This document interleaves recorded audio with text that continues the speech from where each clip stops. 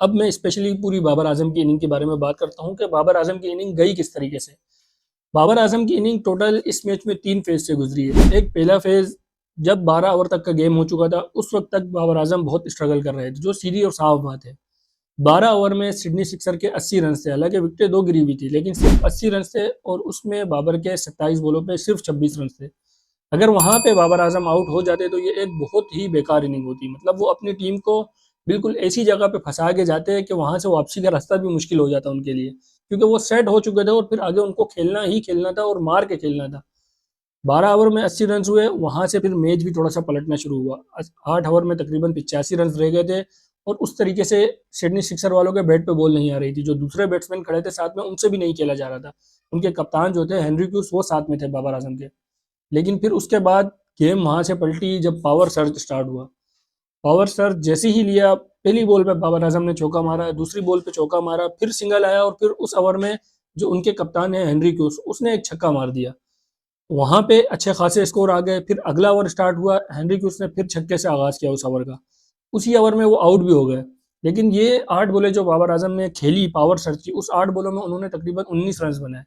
उसके बाद भी उन्होंने एक छक्का मारा था। टोटल 8 बॉलों पर अगली उन्होंने 19 रन बनाए और टीम एक बैलेंस पोजीशन पे आ गई। 5 ओवर में फिर 48 रन रह गए और वहां पे हेनरी क्यूस आउट हो चुके थे और हेनरी क्यूस के बाद जो उनके एक और ऑलराउंडर आए थे, बेन डोरेश, वो भी आउट होके जा चुके थे। अब वहां बाबर आजम का ये काम था कि वो उन्होंने एंड तक खेलना है और मैच फिनिश भी करना है।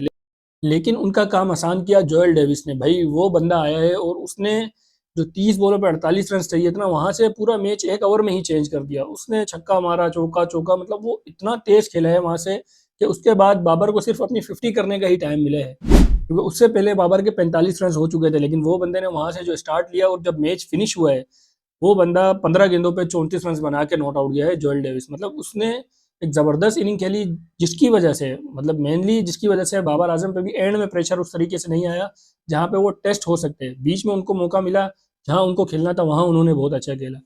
तो इस सारी बातों का लबोलुबाव यही है कि भाई ये पिच ऐसी थी जहां पे एक एंड से बैट्समैन को टिकना ही टिकना था और लंबा खेलना था। और खास तौर पे जो बंदा शुरू से खेल रहा है उसको एंड तक खेलना ही खेलना था। तो आज बाबर की सेम वही इनिंग आई। पहले भी उन्होंने यही इनिंग खेली थी जो 58 रन की है, आज भी 58 रन की है। और सिडनी सिक्सर यही 2 मैच जीती है। अब बंदा जो भी बोल रहा है, भाई जब इतने रन आए हैं 2 मैचों में उसने परफॉर्म किया है, तो ही सिडनी की टीम जीती है, वरना तो बाकी मैच तो वो हार ही गई थी। 5 में से ये 2 मैच ही जीती है बस। वीडियो पसंद आई तो वीडियो को शेयर करें, लाइक करें और चैनल को जरूर सब्सक्राइब करें। Thank you.